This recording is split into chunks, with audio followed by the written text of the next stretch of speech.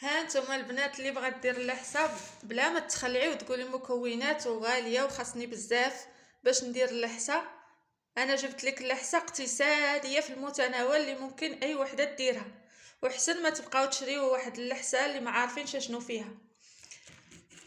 هانتوما البنات عندي هنا رابعه ديال زريعه الكتان، كاين اللي ما كيبغيش يديرها ولكن هي راه مزيانه، فيها زيوت زوينه، الاوميغا 3 غنيه بها.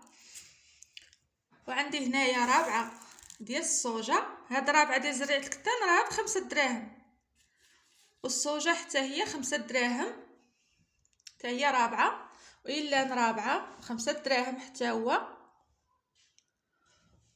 وهذا العدس الاحمر انا خديت نص كيلو ب160 ب 13 درهم، عفوا ب8 دراهم.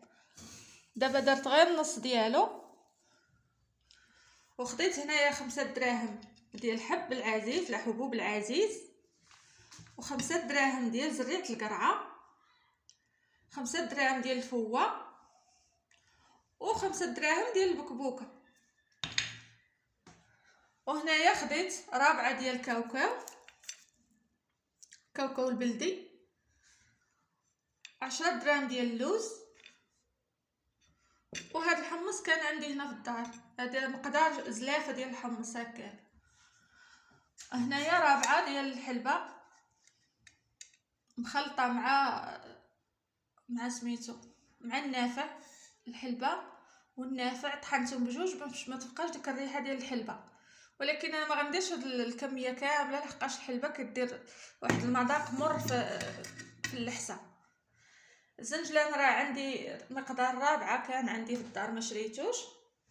المكونات البنات كتنقيوهم بحال زريعه الكتان كتنقيها، الصوجا حتى هي كاملين كتنقيهم وكتحمريهم. بالنسبه لهاد المكونات اللي هنايا حبوب العزيز والبكبوكه والفوه كيتغسلوا حيت يكون فيهم التراب، كتغسليهم اختي وكتشمشيهم.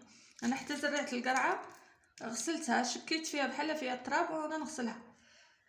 بالنسبه للعدس حتى هو غسلته ومن بعد حمرتهم كاملين، حمرتهم وعاد غادي نبدا نطحنهم.